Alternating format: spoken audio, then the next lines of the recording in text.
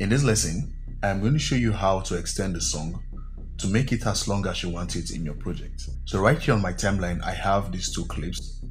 I have a video clip and then there's an audio clip right there at the bottom. But as you can see right here, the audio clip is not long enough. It doesn't cover the entire video. Now to make this audio clip or this song cover the entire video or as long as the video clip, without having to cut or distort the music, I'm going to select the audio clip and head over to Essential Sound. If you don't have your Essential Sound panel open, head over to Window and then make sure Essential Sound is checked. Next, you are going to select the audio tag, which is music.